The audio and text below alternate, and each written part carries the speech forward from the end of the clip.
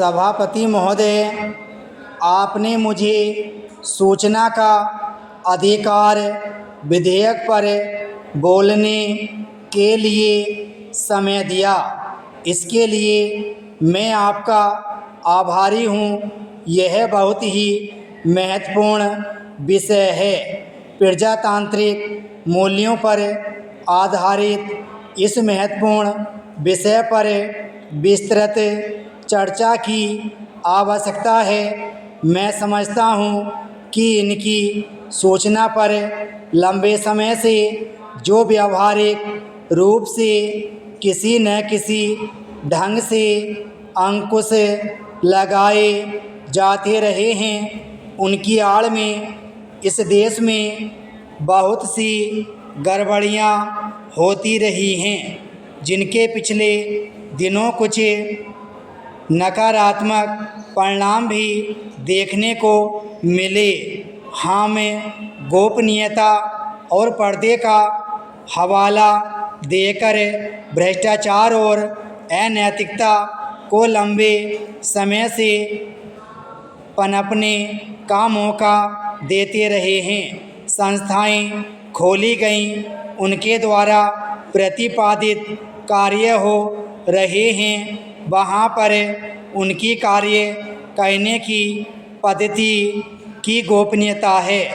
गोपनीयता की आड़ में जो गड़बड़ियाँ की जाती रही हैं, मैं आशा करता हूँ कि इस संशोधन में इस बात का पूरा ख्याल रखा जाएगा कि आम जनता के लिए लोकतांत्रिक प्रक्रिया में जो भी विधियां हैं, उनको पारदर्शी बनाकर इस्तेमाल किया जा सकेगा।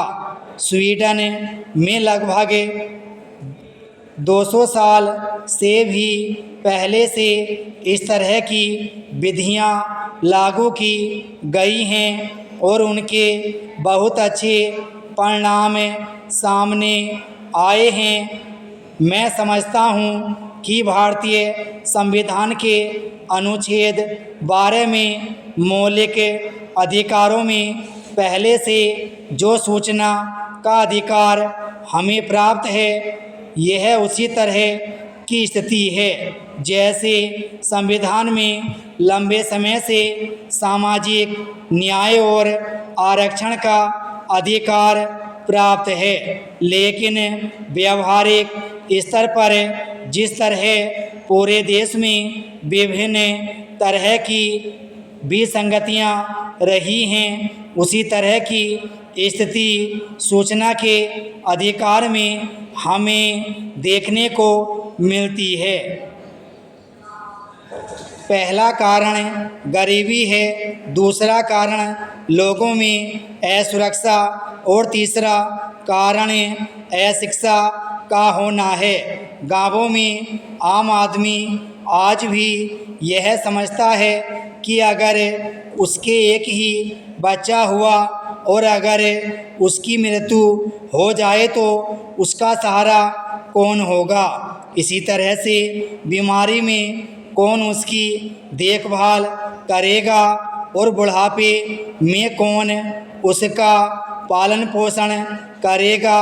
यह भी देखा गया है कि गांवों में अधिकतर बच्चे बड़े होकर अलग हो जाते हैं। हमारे देश में पहले जिसकी लाठी उसकी भैंस वाली बात थी, जिसका बहुमत रहा है वही वहाँ का राजा बनता है। आज भी वही नेता बनता है, चाहे गांव का सरपंच हो, विधायक हो या सांसद हो, सभी बहुमत के आधार पर बनते हैं। देश की समस्याओं को सुलझाने के लिए देश का हर नागरिक सिपाही है।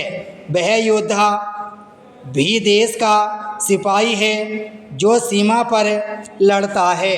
विराम स्टॉप।